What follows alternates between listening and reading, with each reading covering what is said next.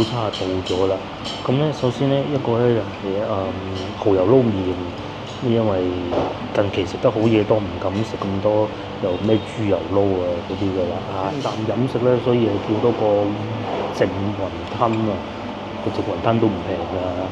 呢個咧應該係11蚊嘅，牛肉㗎，係啊，特別好食嘅。咁啊，而家咧就淨係開車咁啊細落埋，都係疫情嗰陣開嘅，我記得係。下次帶老婆嚟試下。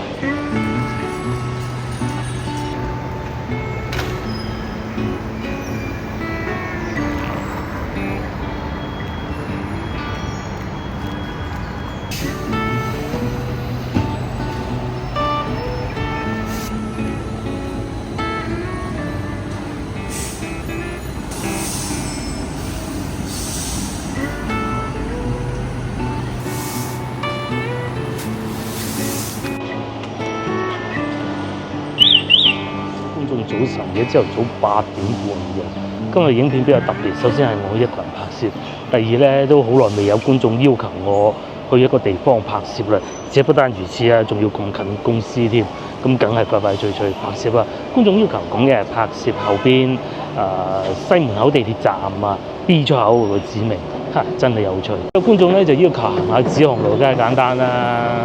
咁啊講下呢度具體位置先啦，慎防觀眾太耐冇翻過嚟。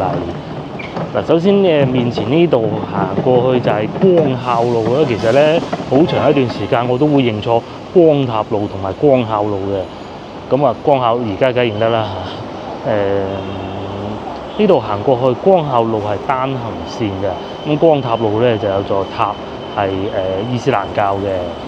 然之後地鐵站上蓋啦，同埋仲有隔離中六電腦城咯。中六電腦城係仲有開門中㗎，因為附近好多寫字樓啊，咁佢哋會買啲電腦零配件㗎嘛。咁同埋仲有咧，呢度有一間咧做咗好耐嘅，就係見唔見到正前方大快活啦，好多年㗎啦。我開始出嚟做嘢嘅時候咧，佢已經喺度㗎啦。咁有時啱出嚟做嘢，有時經過啊，可能會食個餐啊咁咯。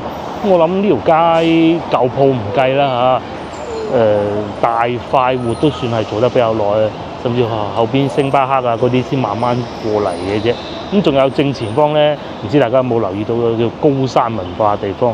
以前我仲喺國企賣緊作業簿嘅時候咧，佢哋已經會過嚟買作業簿㗎啦，係嗰啲復讀嘅同學仔啊，因為以前咧高考啊係1年1次啊，過咗就冇啦嘛。但係咧後來咧就只要人在世都可以考得到㗎嚇，我都可以去高考咁啊。所以有啲同學仔復讀啊，咁咧就會去高山文化綠色嗰度。以前呢度咧就係紫航路啦，今日帶大家慢慢行。另外我仲未食早餐嘅。咁喺呢度有咩舊鋪啊？嗱，呢個馬來貓山王呢個賣榴蓮嘅鋪頭做咗好多年㗎啦。佢偶爾唔會賣榴蓮嘅，因為唔係季節啊嘛，大多數都係賣榴蓮。呢個就新鋪嚟嘅。咁同埋仲有呢個食燒仙草，又係做咗好多年㗎啦。咁而家朝頭早梗係唔開工㗎啦。早排我都食過一次啊，好飽嘅，食完之後。再嚟仲有呢個又係做咗好多年啦。我未有去洗衣店之前咧，曾經一段時間喺呢度附近翻工，因為都係食過呢個。呢個係大西豪。慢慢往前行，前邊仲有一個食桂林米粉嘅，不過感覺上咧冇以前好食啊。即係講佢自己啊，就係前邊呢個百果園旁邊嘅。其實百果園都開咗好多年㗎啦。原汁原味桂林米粉，嗰啲賣下煙仔啊、汽水啊，喺度咧向各位外地嘅觀眾指導啊。雖然你哋我唔推薦大家咁做啊，但係咧如果有煙癮嘅咧，你喺海外或者香港翻到嚟咧，你唔得㗎嘛，係咪先？但係內地煙仔咧貴過以前，但係已經平咗好多㗎，比香港。呢鋪頭買得㗎啦，合法㗎，冇問題嘅。咁至於呢個就係桂林米粉咯。咁同埋隔離仲有呢個新開咗無耐，可能1年左右啦，1年半左右啦。佢哋呢度都係落韭黃嘅，有啲鋪頭唔落韭黃嘅，唔落韭黃嗰邊啦。嗱，佢個碗嗰幅圖上面寫住落韭黃嘅。我上次喺深圳食過唔落韭黃嘅。再嚟仲有呢個泰國菜啊，都係開咗有一段時間嘅啦。好似我頻道開始嘅時候，啱開始嘅時候佢就開，偶爾中午經過唔算多人咯。同埋仲有呢個大碗小麵，呢個真係唔知咩味道啦嚇。同埋仲有呢度有個有趣嘅，大家真係估唔到啊！卡斯帕西班牙菜嘅食，係啊，佢個名咧就係寫住家常菜嘅意思啦，西班牙文就係冇錯啦，就係呢個。咁佢係真係好私房菜咁嘅感覺㗎，呢個就喺呢度入去。不過我都係未食過嘅，有機會試下啦。11點半開工，就喺啲居民樓下邊嘅。呢位觀眾應該好耐未翻過嚟越秀路城區呢邊啦。呢度算係越秀區嚟嘅，因為以前咧越秀同荔灣未合併嘅時候咧，sorry 係越秀同東山未合併嘅時候咧，呢度都仲係越秀區嚟嘅。咁後來合併咗，咁啊固自然啦。咁喺呢度咧，其實都會有好多好隱世嘅餐廳嘅。如果你喜歡食燒臘啊，首先會有呢個啦，碟頭飯嚟嘅。第二個咧，對面啊多多美食，大家睇唔睇到？亦都係做咗，即係唔係做咗20-30年嗰種，都10年8年都有㗎啦。食竹升麵咯。咁其實呢個係會擺入購物車，你係可以選擇試下佢㗎。再加上咧天氣熱啊，冷氣夠啊，可以㗎。哇！雲吞麵8蚊咋，開喎，真係競爭大。仲有呢個疫情結束之後開嘅呢個鋪頭，呢個叫做煲仔菜，免費食飯，食好每一餐添。哇！咁大競爭咩？隔離呢個福建雲吞，我記得之前好似唔係食福建雲吞，但係食咩我唔記得咗啦。咁我要食早餐咧地方咧就喺個橋底啊，我而家行過去啦。先食咗嘢，再帶大家繼續慢慢行咯。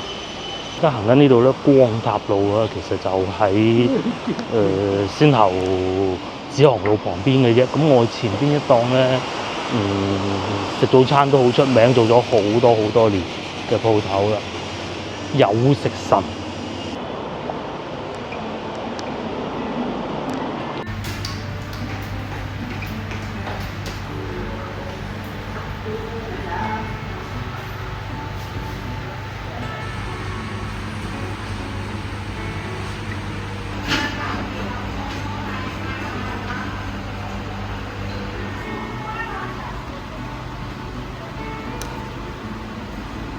早餐就到咗啦，咁咧首先咧一個咧就係蠔油撈麵，因為近期食得好嘢多，唔敢食咁多又咩豬油撈啊嗰啲㗎啦同埋咧已經俾我擺咗一段時間，咁咧你就要俾少少湯落去攪翻開佢咯，因為呢度咧係好近醫院啊，旁邊係會有兒科、婦科醫院啊，即係嗰啲生 BB 嗰啲咧，所以呢度咧係會有好多孕婦嘅，你係會見到好多嘅，咁佢哋喺呢度打下躉啊、坐下食下嘢咯，同埋仲有呢度咧佢即係座位比較多啊，同埋好舒服、好涼爽嘅冷氣，又唔會話外邊又好猛太陽曬啊各種咯。咁當然啦，如果你坐喺橋底嘅話，就梗係辛苦啲啦。咁啊，同埋咧呢度都係有飯食嘅，有食神開咗好多年，開咗30年，應該係80年代就開嘅。終於搞掂。我清淡飲食咧，所以又叫多個淨雲吞啊，個淨雲吞都唔平㗎。呢個咧應該係11蚊嘅，呢個咧係16蚊。哇！不過都幾多嘅。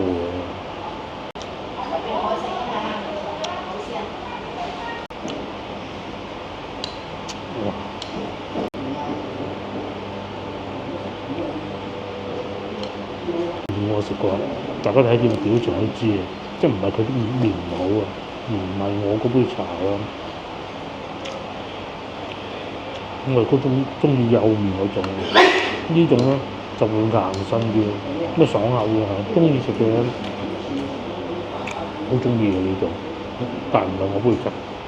呢個湯底係咁嘅，咁通常咧做啲雲吞麵鋪頭嘅湯底咧，如果平價嗰種啊，依間屬於平價，都係攞粉開嘅，已經磨咗粉去開咁樣，都會煮嘅，佢會落少少，但唔多。咁有啲店家咧，佢係會將嗰啲大利魚炒得處理得啦，唔好講炒，處理得會燶少少，有少少苦味。咁但係好處就唔會酸添，因為同其他鋪頭一樣咯，飲起身滋味。嗰個就唔係嘅，呢個係會苦少少，或者你講叫香濃啲咯。至於個雲吞咧，我就會比較喜愛。首先咧，佢個皮咧係呢種薄皮嚟嘅，就唔係嗰種厚皮。第二咧，裏邊粒肉咧其實夠大嘅，佢完全可以做得再細啲，似金魚咁啊，再細啲，但佢冇俾嗰啲肉冇壞，同埋裏邊咧都有麻油香味，咩幾好。貴得心貴，麵就唔係咁杯茶咯，真係。其實我知道有人中意食呢種硬身少少嘅麵嘅，個雲吞幾好。咁你話同嗰啲香港嚟到廣州開店攞咗700年米芝蓮嘅，梗係嗰啲好啲啊，但係價錢喺度嘅，呢個16蚊嘅。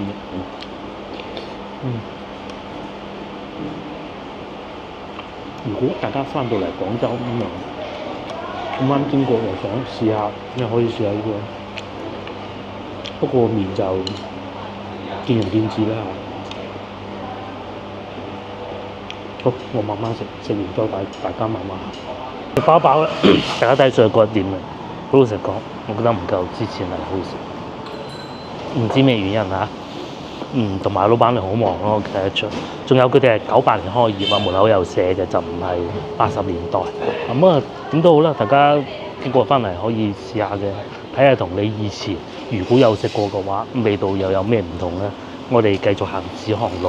哦，呢度仲有個美榮啊！咁係咪北京路嗰個美榮咧？係都唔出奇㗎嚇，冇必要抄人哋嘅名啊！如果唔係嘅話。但係呢個肯定係分店嚟嘅，嗰度啲裝修仲未搣，似係喎嚇，有機會可以過嚟試下美榮。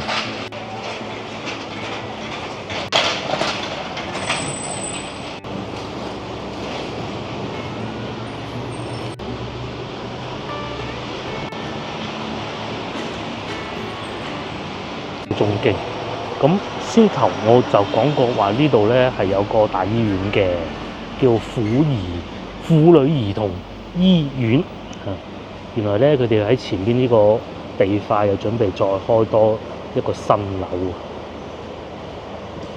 就係喺外邊搬入嚟嘅。咁啊，佢靠近人民路嘅醫院係，咁同埋珠江新城都會有佢哋嘅分院咯。咁有好多啲小朋友嗰啲病咧，疑難雜症咧就會嚟呢度搞㗎啦，好權威嘅。咁我而家行緊咧嘅地方就叫紫航路啊。點解叫紫航路咧？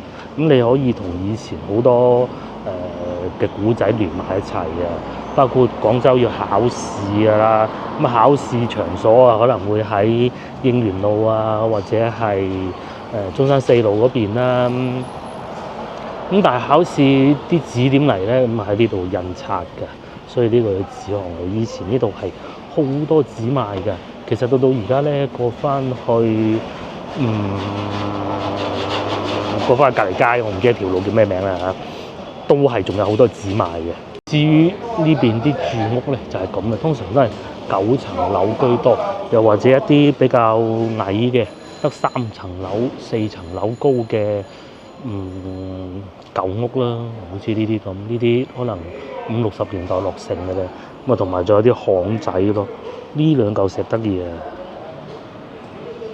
係咪未見過咧？上邊有個標誌係一個舵啊，係咪咁叫咧？即係嗰個開船嗰個咧，個中間有一個形狀，嗰個會唔會係光塔咧？我估嘅就全部都係。呢度以前仲有個文人居住，黃少強故居，即係我讀得書少，唔知佢有咩藝術成就啊嚇。民間畫館，哦，即係民間喺度教啲小朋友畫畫，我估嘅咋嚇，就喺呢度住嘅。咁所以咧，廣州咧係好多呢啲屋，所以係唔拆得嘅。呢度叫通靈道啊，呢度有寫嘅。因為附近多賣紙嘅地方，所以佢係專門喺度教啲小朋友畫畫啦。我估嘅咋都係。咁啊，而家變成點咧？而家就唔會再係賣紙㗎啦，對面係裝飾材料，修電動車。前邊咧就我呢個賣燈籠嘅，不過就已經過咗氣啦。同埋我記得係呢度呢個啦，呢個都有得教啲小朋友畫畫嘅。咁啊，涼茶鋪前邊係快遞，圓通快遞。咁至於呢邊附近租屋咧，我見到紫航路4800蚊。咁至於住就同附近差唔多價錢啦。新光城市500幾萬，好貴嘅。但係如果講到有生活氣息咧，呢度就非常有生活氣息。呢度行去叫蓮花巷。之前啊，講緊好耐之前啊，呢度咧即係唐朝嗰陣啊，係有嗰啲外國商人嚟呢度，外國講緊中東嗰啲啦嚇，咁嚟到呢度定居㗎。咁所以咧，呢度有好多路名咧，都係由嗰啲伊斯蘭文過嚟嘅。咁同樣係有回民居住，我都有同學以前仲喺呢度住啊，回民嚟㗎。咁咧就有好多回民嘅肉店，回民肉店賣一牛啊，一個羊㗎啦，主要係牛。好耐冇同老婆行過啦，而家爛啊，兩個嘢都係爛到不得之了。平時咧行過咧，我哋會嚟呢度買啲牛肉㗎，係啊，特別好食嘅。咁啊，而家咧就淨係開車咁咪細浪賣咯，勁啊！寫住回民食店啊，就係咁樣掛住啲牛肉喺度賣㗎。再嚟仲有，而家已經變咗名啦，廣州市第4中學。咁啊，佢係好懷舊啊，寫翻楓林校區，因為外邊人民路以前咧係叫楓林路㗎，上面寫住㗎。其實呢度咧就係以前大名鼎鼎嘅廣州市第24中學㗎。咁啊，而家已經係合併到變咗第4中學。第4中學總校喺邊咧？即係就喺上一集啊後段就大家見過㗎啦。我小學嘅時候咧。畢業啊，咁係有幾間學校揀嘅，唔係俾我揀，係佢系統揀嘅啫嚇。咁咧，呢個就係其中一間嚟㗎啦。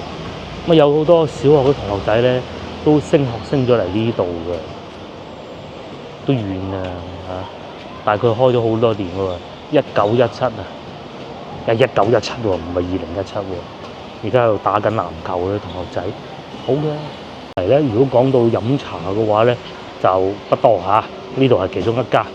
咁之前同老婆嚟過，又係疫情嗰陣咧，我仲記得應該係呢一度啊。食鹹煎餅啊，好似幾出名嘅。叫而家就飲茶咯。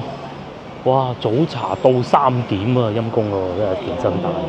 廣州啲茶樓競爭就咁大，又有得食雞嘅啦。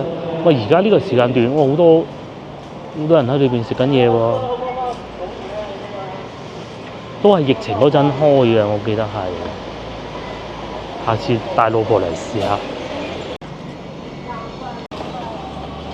對面呢度有一間學校，呢個係小學嚟嘅，海珠中路小學。點解海珠中路小學嚟到呢度嘅咧？因為應該以前啊係紫航路小學，我估。因為咧就幾唔識都知，第一個呢度係紫航路啦，第二個咧佢嗰度寫住紫航校區啊嘛。係咪啲小學生就喺裏邊做運動？應該係啦。有知道嘅觀眾請告訴我係唔係啦？紫航校區。慢慢行到前邊咧就接近惠福路，不過惠福路咧就而家喺度修緊路啊，好多車咧、巴士啊嗰啲咧都唔行呢度㗎啦。咁啊，譬如我平時成日會坐6號車啦，都唔行啊，唔知而家搞成點啦嚇。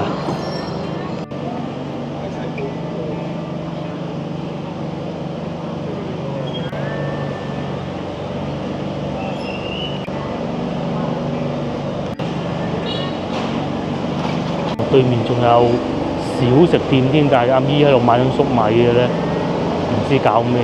可能因為收佬，所以人哋小食店唔開，唔知啊。再嚟仲有呢個好出名嘅，不過我食過一次就都係嗰個，又唔係好啱我口味嘅。呢個仲勁，1983年添，何永記啊，似唔似香港嗰啲食雲吞麵嘅鋪頭名啊？冇錯啊，佢都係食雲吞麵嘅粉麵店對面啊。於呢度惠福西路啊，烏煙瘴氣咁啊，路都行唔到噶嘛，又挖咗個地出嚟啊，哇！仲有呢邊都行唔到添，全部封住晒。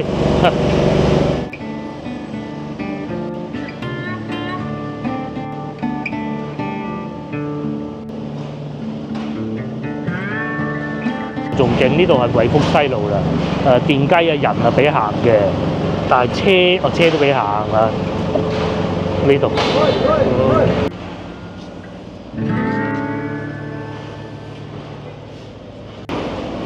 先頭我哋喺右邊就係紫航路啦，咁啊左邊咧其實再行過咧就係思書路啊，咁同埋先頭我講到話，前邊嗰條街仲有指埋我唔記得咗個名嘅叫天成路，都喺呢度一路行過，再行過去咧就可以去得到狀元坊㗎啦。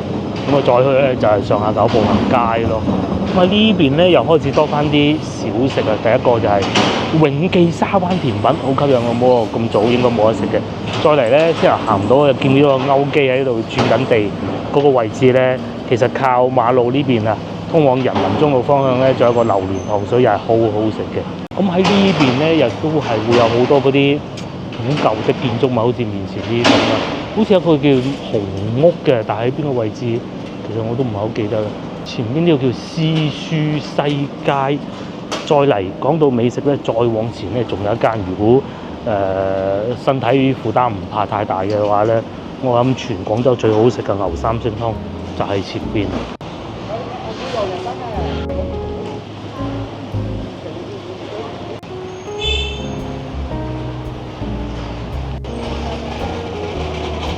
再嚟前邊呢度有條巷啊，廣州嗰啲巷咧好多古仔嘅，我都係淨係講嗰啲皮毛嘅啫。見呢度咧叫七豬肉，嗱字面就咁讀啦嚇，咁我哋廣州人就冇咁讀嘅，叫七豬肉。咁然之後呢度咧裏邊咧就一路行過去，可以行得翻過去海珠，應該係海珠中路啦嚇。咁點解有呢個名咧？以前咧就裏邊有7棵榕樹，就係咁嚟嘅個名。同埋呢度仲要，唔見咗隻狗狗添。8月21號啊，冇辦法啦。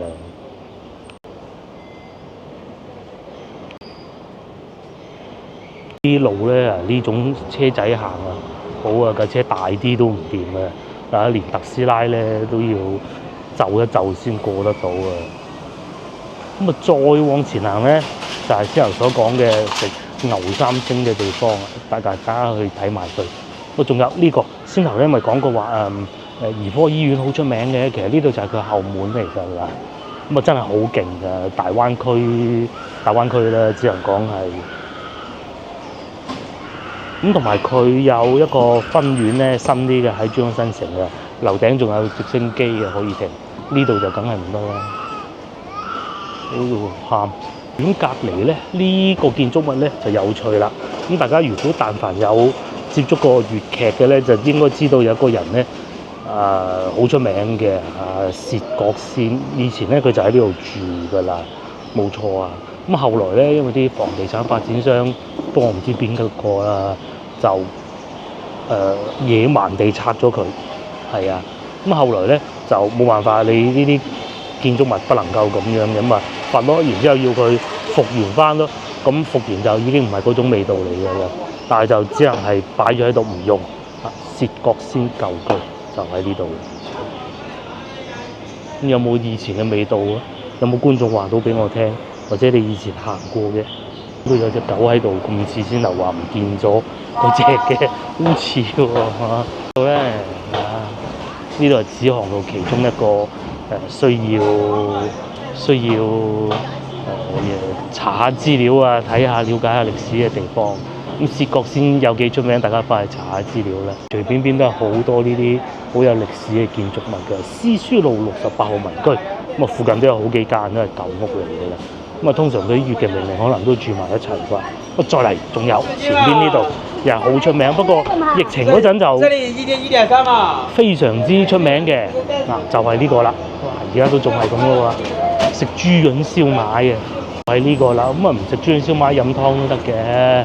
呢度叫做官祿茶居，咁啊我哋面前呢度咧就係官祿路啦。官祿茶居，咁啊佢最出名就係豬潤燒賣咯。而家冇咁火爆啦，我記得嗰陣啱啱開始火爆嘅時候咧，連香港幾個好出名嘅 YouTuber 都有嚟呢度拍攝嘅。咁你話係幾難得啊？不過嗰陣疫情期間咧，即係有間茶樓食得咁撩楞嘅咧，都好難得㗎啦嚇。同埋佢啲湯其實都好飲嘅，咁但係要搭台咯。搭完台之後繼續往前行，咁以呢度咧就近啊，唔係叫係啦，就叫做紫航路啦。咁所以咧，以前廣州日報咧就喺呢度開工㗎啦。咁啊印刷都喺呢度，而家梗係唔喺呢度啦。咁以前細個嘅時候咧，如果係朝頭早經過人民路咧，你係會見到好多賣報紙叔叔啊咁樣喺度分嗰啲報紙㗎。咁因為咧我隔離屋嗰個阿哥哥啊都係賣報紙嘅，佢屋企咁好早嚟呢度攞貨咁去賣咯。咁而家就冇乜人睇報紙㗎啦嚇。以前咧仲賺到錢嘅報紙，而家咧就靠政府補貼咯。呢個銀行連佢哋啲物業都租埋出去啦。以前呢一個銀行呢個位咧係登報紙登報紙嘅地方啦，廣告部嚟嘅。依家都搞成咁，係嘅。因為以前主管咧唔見咗發票咧，我就要帶佢嚟呢度登報紙嘅咯。再嚟仲有呢一個就係先頭所講話食牛三星最好食嘅地方。佢哋牛三星其實都係咁嘅嘢嚟嘅啫。我諗喺屋企都做得到嘅。你切得薄啲，唔好淥咁耐得㗎啦。咁但係佢嘅湯底咧就好與眾不同㗎，唔係淨係純粹就話落啲韭菜咁當數㗎啦。佢有啲藥材味喺裏頭嘅。呢個有機會翻嚟可以試下，不過就因為係長者打理，佢又冇話咁多資本入嚟做分店所以其實個環境咧唔係太好嘅。但係咧你估唔到佢係有米芝蓮嘅。咁如果你喜歡食嘅話，有牛心丁啦、牛水骨嗰啲咯，好刁鑽嘅食得。但係咁佢唔係隨時都有食嘅喎，要食就要早可能係真係最好食嘅牛三星湯，大家翻嚟試下。因為我而家行緊呢度咧叫詩書路個名係咪好靚嘅？咁再往前行咧就大德路同埋大新路㗎啦。往右轉到步行街啦，上下九步行街。轉左嘅話咧係可以去得到北京路嘅，咁當然要行好耐啦嚇。仲有呢個咧就係樸樸超市啊，之前都向大家介紹過㗎啦。兼職店員係3000到5000，意思咧早排咪打風嘅，懶再加埋個人最主要係懶嘅，咁就冇出街買餸屋企買，咁又買 pizza 啦，佢係預製嘅，一定係預製嘅啦。預製咗咁，跟住就攞嚟你自己焗爐焗翻佢咯。又買咗啲水果佢切開咗嗰啲水果，買汽水咁。總之咧，懶人就最啱噶啦，即係懶到咧連爐你都唔想開叮一叮就得啦，佢就幫到你嘅啦。咁同埋價錢唔貴嘅，咁但係你話好唔好食咧就見仁見智咁，梗係落嚟食最好食噶啦嚇。但係就真係方便嘅，連我阿媽都係咁買嘅。咁佢又唔係買嗰啲好靚嗰啲，可能會貴少少買袋米咁懶鬼得接佢拎嘛。又或者買個碌柚咁。我老婆早幾日仲話想切咗佢嚟食添，我話唔好拜神嘅。係仲有我阿媽喺肇慶買嘅喎，佢買袋米，你買埋佢啦，順便叫我幫手收，咁佢係會幫你拎埋上樓，尤其咧長者好需要嘅，真係落唔到樓，咁但係你又想買袋米拜下神咁點辦咧買啲碌柚，佢就得㗎啦。甚至乎如果可以嘅話，你仲即係包好啲叫佢幫你掉埋垃圾都得嘅。咁你係咪真係個人懶到瞓喺屋企都得嘅？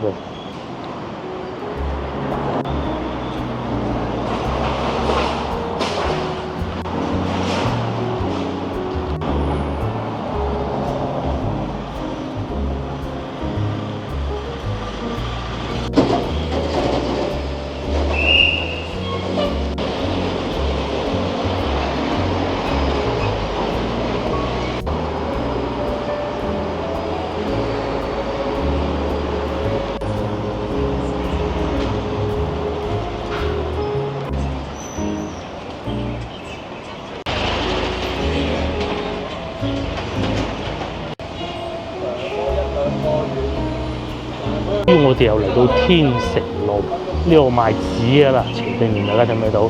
可能咁早未開工，不過都9點半就過咗。同埋印刷嘅咯，最主要係呢幾樣嘅。呢度唔同西關㗎啦西關咧啲路咧係仲惡劣啲嘅，不過呢度咧都唔算苦，因為始終都係老城區亦都係彎彎曲曲。唔知大家仲記唔記得以前我曾經同大家講過，喂點解？廣州啦第啲地方唔知啲路會彎嘅咧，彎得好似係咩原因咧係避開啲乜嘢咧？其實係咁嘅，以前下邊呢度係河涌嚟㗎，咁佢要沿住河涌嚟修建路，或者路嘅左邊或者右邊咧係河嚟㗎，咁所以咧條路咧就係咁彎彎曲曲嘅，就係咁解嘅啫。以前廣州咧係好多河涌下邊其實好多地方下邊都係咁嘅。慢慢先至會形成一啲街道咯。久之啲人住落咗，唔通你拆鬼咗人哋間屋，整翻條路直嘅咩？又好似唔係好合適咁所以條路就彎㗎啦。另外呢度咧又有另外一個好大嘅產業嘅就係醫院嘅。除咗兒科醫院咧，仲有中醫院咯。省中醫院省即係廣東省，通常咧海外或者香港觀眾唔係好懂嘅咧。以前咧就冇分話省好定係市好嘅，唔係以前咧係省好好過市嘅，而家就冇分得咁細㗎啦。咁但係你可以聽得明嘅咧就係話省就會大過市嘅，就係咁啦。就係一路行過去，唔係呢條路，係先後嗰條路，就係省中醫院咯。呢度條路幾窄，都要行對線跟住仲有警察先生，呢個唔係警察嚟嘅，呢個係指揮交通嘅啫，咁樣指揮住佢快行嘅。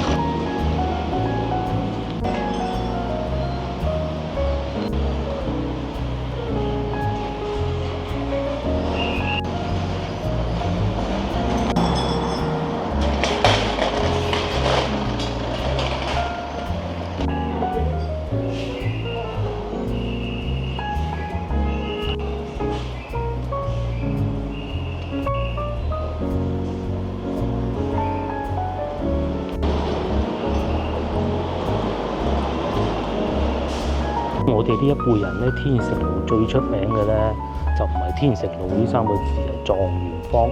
不過咧，已經成為一個過去一個歷史嚟㗎啦。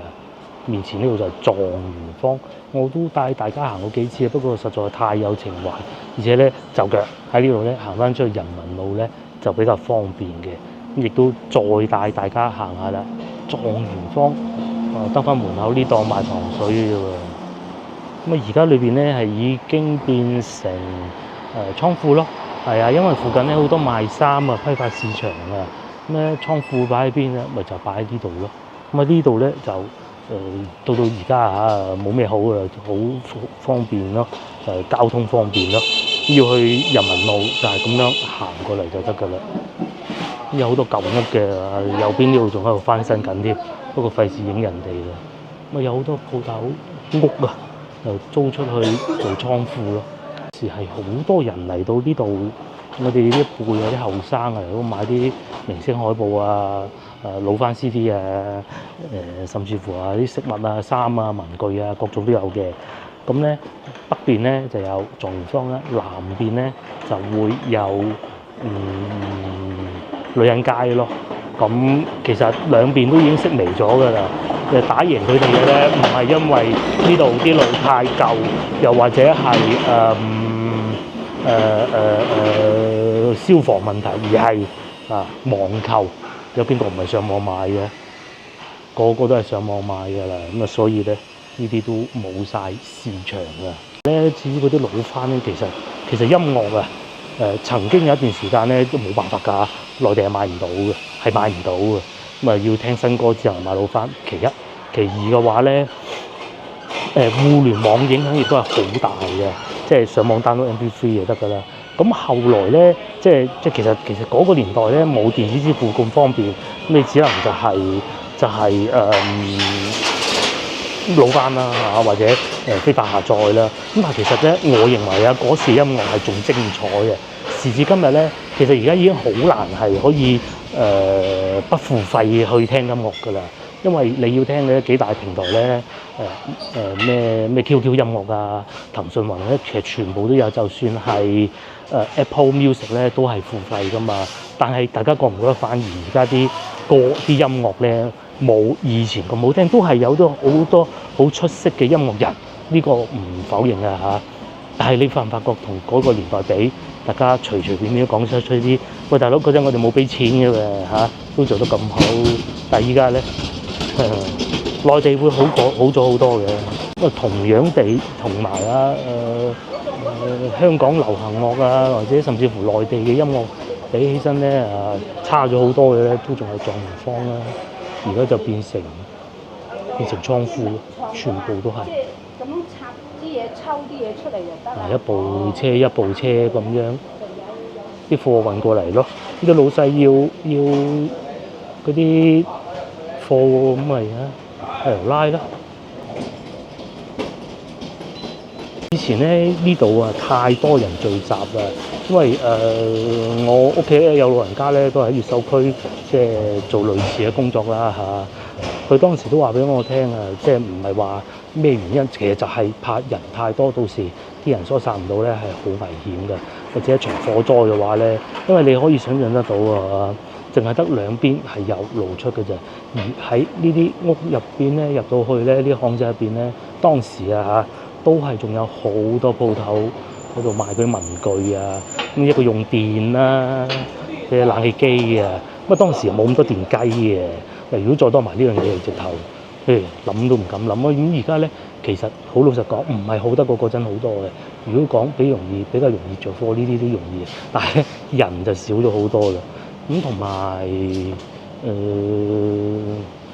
人少啲啦，係啊，冇以前咁多人咯。同埋咧呢度啲路太窄啊，一火災咧好麻煩嘅。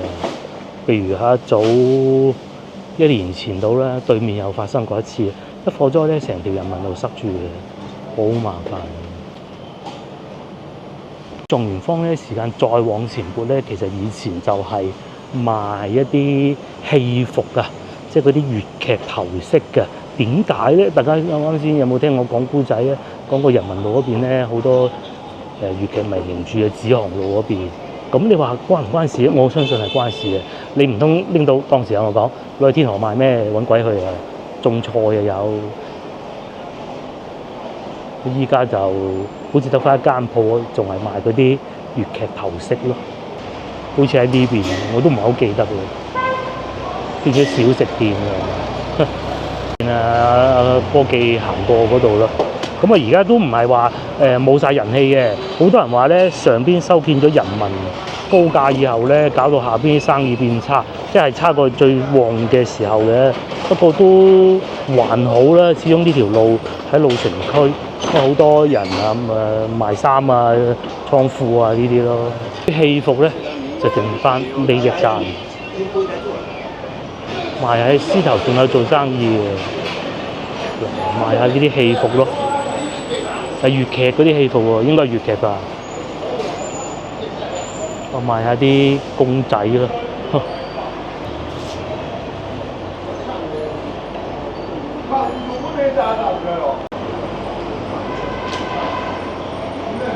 度咧仲有好多值得行嘅地方，譬如話南方大廈啦，繼續往後邊行就係海皮邊嚟嘅，即係江邊啊，又或者係上下九步行街啦，甚至乎文化公園都係呢度附近㗎，行過去唔遠嘅啫。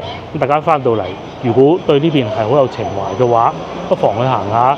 甚至乎上次我哋去嗰個排隊排500個嗰個咧，嗰個銀燈食府咧，嗱今日我唔去咧，但係如果係去咧，今日去就啱啦，絕對唔會多人。嗰日等500個，傻嘅咩係咪？我喺前邊轉過去，仲可以去得到一德路，就喺前邊轉過去，唔遠嘅。如果最近呢個地鐵站應該係一德路咯，行過嚟10零分鐘啦。咁喺呢啲巷仔行入去，領略下廣州嘅老城區味道啦。